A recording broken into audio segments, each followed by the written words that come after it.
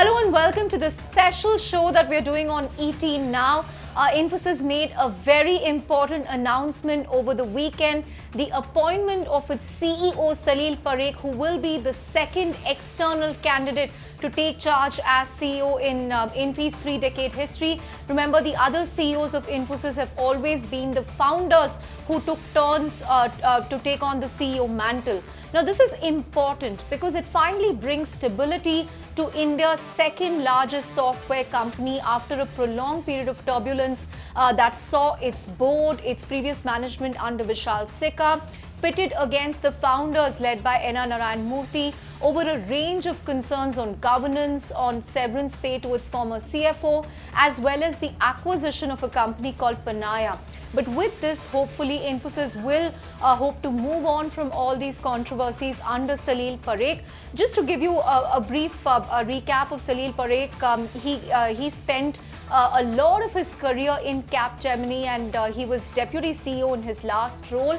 And before that, he spent nearly a decade in consulting in E&Y.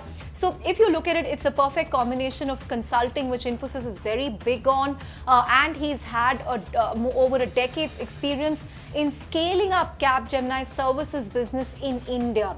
So when Salil Parekh took charge at Capgemini, it didn't have the tens of thousands of employees that we see today, but he was responsible for significantly ramping up Capgemini's acquisitions, and he did not hesitate from making a few acquisitions along the way. And people we've been speaking to describe him as soft-spoken, approachable, someone who has an inclusive leadership style, and someone who's really been in the trenches, done a lot of execution work, someone who's high on details. So perhaps these are the things that really clinched it for Salil Parekh, besides the fact that people saw him as a stronger cultural fit and someone who would be willing to be based in Bengaluru. That was non-negotiable as far as the CEO search is concerned. But how did the board zero in on Salil Parekh, and what will this mean for the company going forward? What role will the current chairman and co-founder Nandan Nilekani play going forward? We caught up with Kiran Mazumdar-Shaw, board member, head of the selection committee in charge for selecting the CEO. This is what she had to say. For Salil, handling that workforce in India was an added advantage because then culturally he understands the Indian ethos. And we also felt that Salil also brought with him some M&A experience, and many more such attributes. So I think at the end of the day, we did use filters about things like, the understanding of the business, the experience and the expertise in certain areas, and of course the fact that this person has to be Bangalore based. This is the second external CEO that Infosys will get in its history. So were there learnings from the last time that you applied this time, because you were part of the selection committee even then? We needed someone to be at the center of gravity, which is Bengaluru. Secondly, we also wanted someone who was very familiar with the software services area, because Vishal was a very good leader, and he had a great understanding of technology, but he came from a products background, and we felt that maybe we need somebody now from a services background. Can we then expect Nandan to stay on for a while to steer the ship? Absolutely. I think Nandan has played a very crucial role in this big problem that we've had in the recent past of stabilizing the board and the company and the perception. And I think he's going to obviously make sure that he plays that role for a much longer period.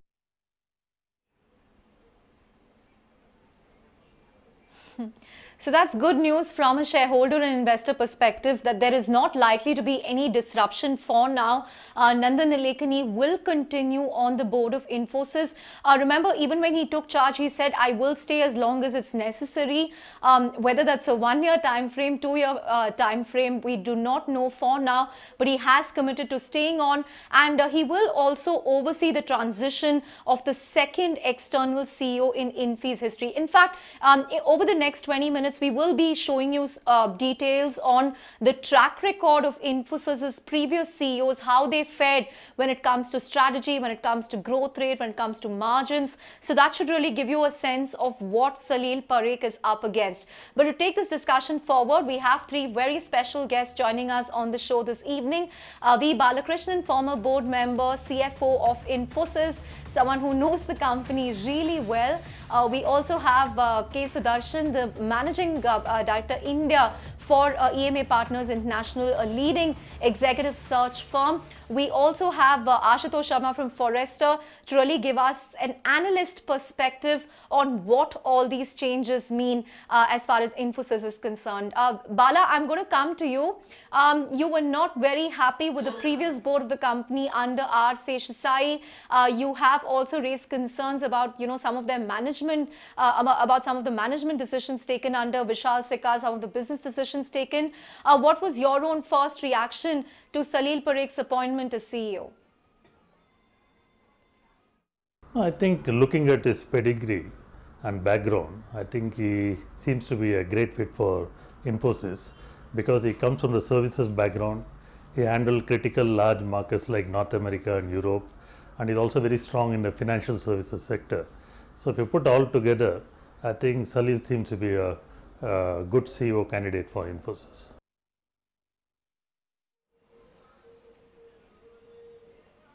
Right. Bala, we got one statement from Narayan Murthy on Saturday saying that he's happy with the choice and he wishes Salil Parekh the very best. But what does Salil Parekh really need to do? The lessons from Vishal Sikka's tenure to ensure that relationship with the promoters, with the founders don't go sour. What task does he have in front of him? No, it's not a founder issue. I think you need the checks and balances in any organization. When you get an external CEO, you need a very strong board. I think that the checks and balances was missing in the earlier regime. Now with Nandan being there as a chairman, I think he has to guide the external CEO, help him assimilate into the culture and make sure that things work out well. So I think with Nandan being there as a chairman and he puts in place a good board, I think this can be managed.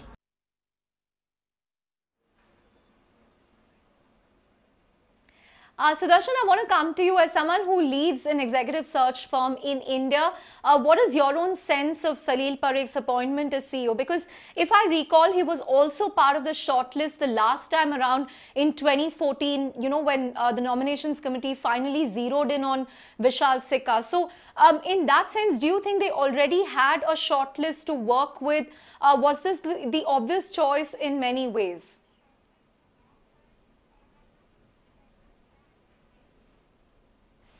So, look, I think when you look at the shortlist of potential candidates, either you look at people in the Valley or you look at potential candidates in India, then also Infosys also had a list of alumni to look from. So these are the potential talent pools. So end of the day, I think the selection committee or NRC has looked through all these potential candidates, and Salil was possibly known to the selection committee even back in 2014, and having tried out as what Bala said, somebody from or even I think Kiran mentioned that he came from a products background, with Salil having a deep experience in the services side. I think that was the clincher, because and secondly, I think Bangalore as a location and Salil's openness to be based in Bangalore. So that is the other important element here. And the critical aspect here, I mean, Salil also has spent about 25 years in Capgemini. So he's actually part of one big growth story for Capgemini over the years. And he was actually handling, if I'm not wrong, I think he handled almost close to 50% of the Capgemini business now globally. And he also had exposure to markets in North America and UK and Europe and some of the other markets. So in a sense, I think it was probably a no-brainer to getting Salil to this role. And the most important element, I mean, which we also believe, is that, look, you can always acquire expertise. You can also hire people from outside for various, if there is a digital or SMAC, You can always acquire subject matter experts from outside, but leadership is something which you can't. That is something which, what should I say? That has to be with the CEO. The CEO has to provide the strategy and the direction to the business. And then given Salil's track record, and I think the other point I would like to add here is that for a CEO for a company of the size of Infosys, right, with over 150,000 people, internal credibility is critical. Infosys is a legacy company, right? So people are watching Salil. There are a lot of internal stakeholders. Right. So and given Salil's long experience in an organization, I'm sure he understands that. Right. Sudarshan, hold your thoughts there. We also have Ashutosh Sharma from Forrester joining us in this special coverage. Ashutosh, we've just been playing some of the statistics on air in terms of growth, in terms of margins, in terms of strategy, how Infosys fared under various CEOs. In that respect, what challenges do you believe Salil has ahead of him in terms of, the track record of previous CEOs? If you look at it, the growth has been steadily coming down, the margins have been coming down, but I think it's also a function of the way the industry has been growing. The growth is, not as much as it was before. So in that respect, what challenges do you see ahead for Salil Parekh, vis-a-vis his stint in Capgemini? Right. So, Chandra, I think the key issue here is the fact that Infosys was able to resolve this issue of hiring someone in such a short amount of time, just over a quarter, 3 months plus, is a great plus. It's something that's going to help them, help their customers gain the trust in the company, in the brand, and that's going to help even the incumbent CEO to kind of stem the tide, so to speak, with respect to whatever was happening with the company, with its employees, with its partners and customers and everyone. So the biggest issue would be for someone like Salil to come in and get the confidence back of the company and of the customers, and make them believe in the company again. And he's coming from that good background. He has led Capgemini in a co-CEO role for a long time, and he's been part of the member of the board there for many years. So that kind of experience is going to be very useful, and more than the financial challenges with respect to growing the revenue and making the margins back to where it was, which would be anyway tough for any company going forward. I think it's bringing the confidence of the company up again and getting the strategies right. That's more important for someone like Salil to kind of take care of. Now, another thing I would also recommend, also think of what's going to, in terms of his appointment. Infosys kind of went a little bit too far to the right, or on one side when they hired Vishal Sikka, because he was too aggressive in a way in terms of hiring. Coming up of Mr. Parek is a bit of a kind of a Goldilocks approach, if you will, just about right. It's not too aggressive and it's not too soft also, which would have been hiring someone from within the ranks. So he's just about the right balance, I think, that company needed. So, and he would be probably doing a good job of bringing the company back on track. Right. Ashutosh, that's an interesting point you made there, that perhaps they went too aggressive the last time around. And, many people we've been speaking to also describe Vishal Sikka as a maverick choice, so to speak. But perhaps it turned out to be too transformational for them to handle. But Bala, come in on this. With respect to strategy, what challenges do you believe that Salil Parekh has ahead of him? Ashutosh gave an overview of the industry, the broad challenges, but what challenges do you believe he has? Because Infosys has gone through multiple management transitions, board transitions. They've, virtually lost a few years of very good growth because the bandwidth has been occupied with sorting out internal issues. So what challenges do you foresee for him as CEO? No, I won't put it as challenge. I think you should learn from what has happened in the past and don't repeat the same mistake. Because anybody coming into a very cash-rich company which is struggling for growth, the easiest thing to do is to do a large acquisition. Because acquisition comes with its own challenges and difficult to make it work, and you have to do a right acquisition. And second, I think he should not bring his whole team from outside and create two Infosys. I think that was a problem with the earlier regime, where you created a SAP Infosys and a Infosys. And I think you should hold on to the existing leader. There are good leaders internally. I think in the last 2 quarters, even without a permanent CEO, the company has done reasonably well because they had a good, strong level of second-rung leaders.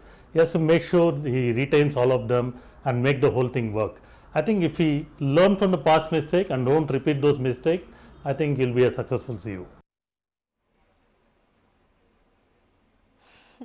Interesting point there, Vala. There were two Infosys, the SAP Infosys and Infosys.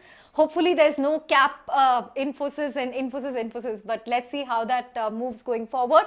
But on that note, we'll have to take a very short break at this point, but stay with us.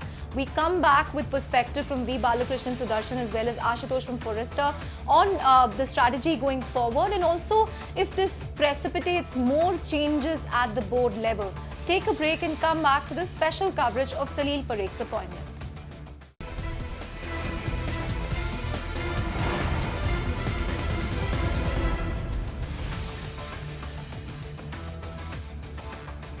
Welcome back to the special coverage of Salil Parekh's appointment as Infosys CEO. Bala, before the break, we spoke about strategy, the challenges there, but I want to come back to the founders and the board, and I want to understand, will it be important for Nandan Nilekani to sort of stay back for a year or two? I mean, we asked Kiran about this, and she also said that he will be staying back to lend stability, but will that be crucial? Because the last time around, the transition perhaps happened too suddenly, where the board did not have any founders. It was an external chairman, an external CEO, and there was certainly a clash of cultures. So do you believe it's imperative for Nandan to stay on for a while?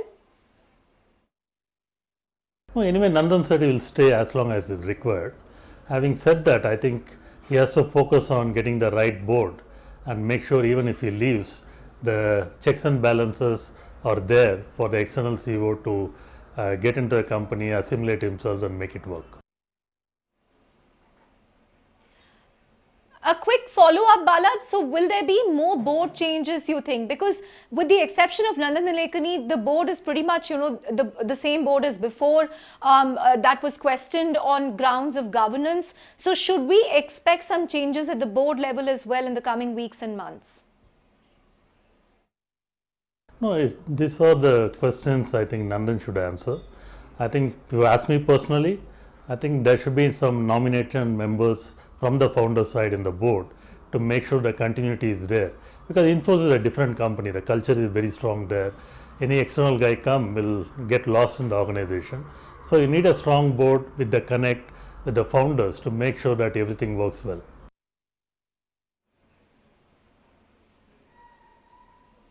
How difficult was it to perhaps attract an external candidate to Infosys? A lot of people were skeptical about, whether the choices were very few after what happened the last time around. But considering they managed to come up with a very good name within a short period of time, safe to assume that there were still many takers for this role?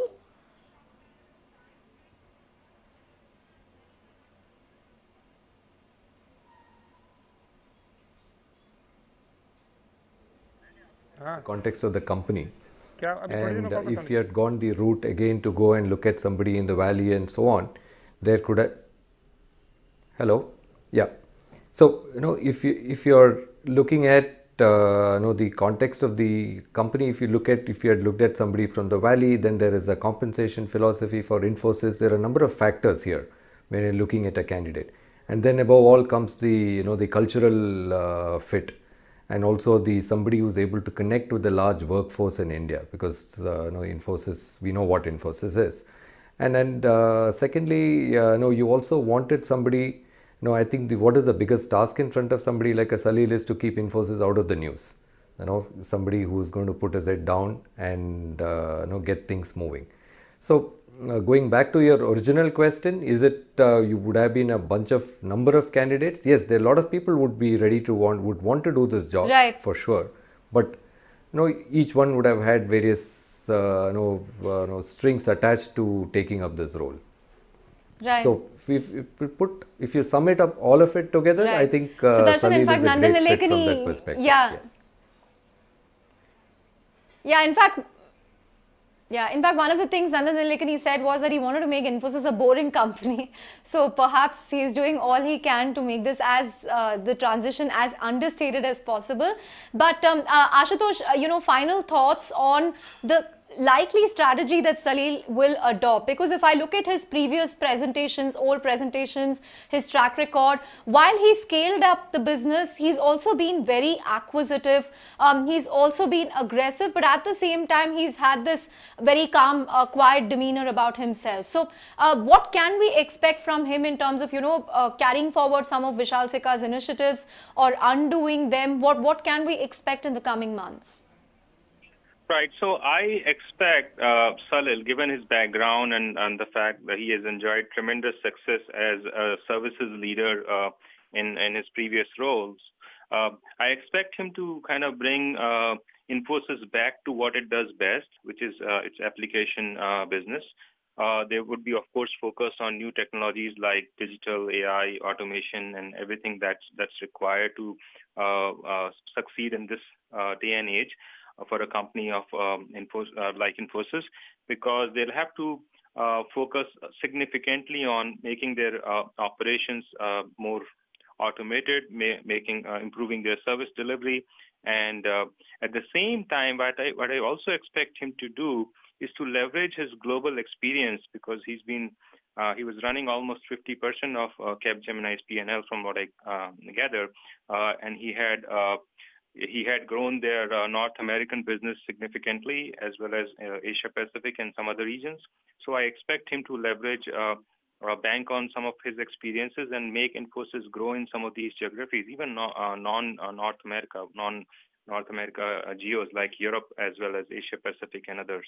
So on two fronts, improving the overall revenue, having them sign up in large deals in the core of what Infosys does, but again backed with things like digital and AI and right. some of the new capabilities. Right. Right. On that note, thank you so much, V. Balakrishnan, Sudarshan, as well as Ashutosh, for joining us in this edition for all the thought and perspective. Hopefully, we will be hearing from Salil Parekh much more in the coming months. But on that note, thanks so much for watching. And we leave you with a glimpse of Infosys CEOs over the decades.